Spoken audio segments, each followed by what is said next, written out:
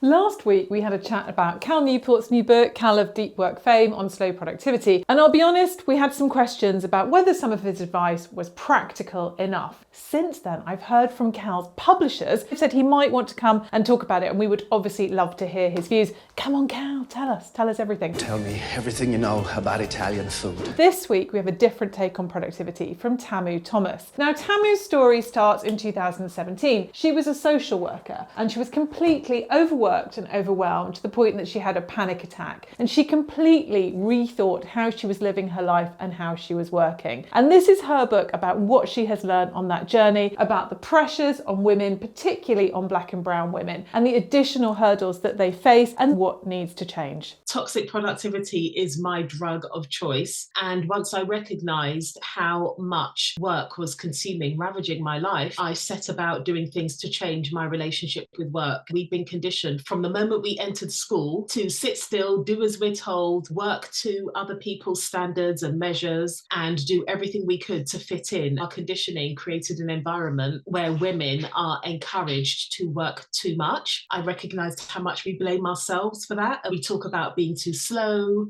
we're worried about how productive we are, we get into comparison cycles, and we shame ourselves for things that are innately human. I had ingested a message that said my self-worth was totally dependent on the volume of work I could do constantly. We don't need more self-improvement, we need systemic change. So this is a proposed email that this author is suggesting that you might send if you've got too much work to do in an organisation. I know I said I'd work on the new client section of our website, but I found myself, as you've undoubtedly noticed, delaying this work again and again. I think this is a sign I don't really know enough about what we're trying to accomplish here to make progress. Unless you object, I'd like to take this off my list for now. I think we probably need to engage help from the web development team to make progress on this goal. Is that an email that you could imagine sending as a Black woman? Never, ever in a million years. My big fear would be that I would be judged as being incompetent, not fit for purpose,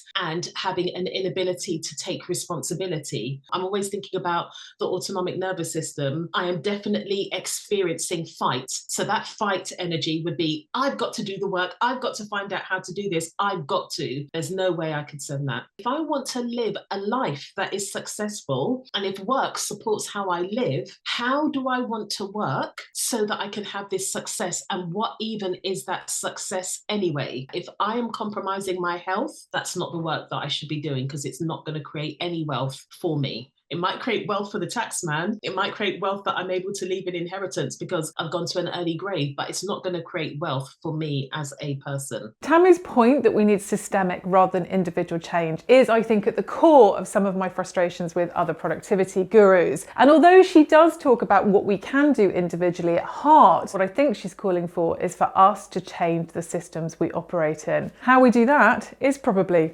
another vlog. See you then.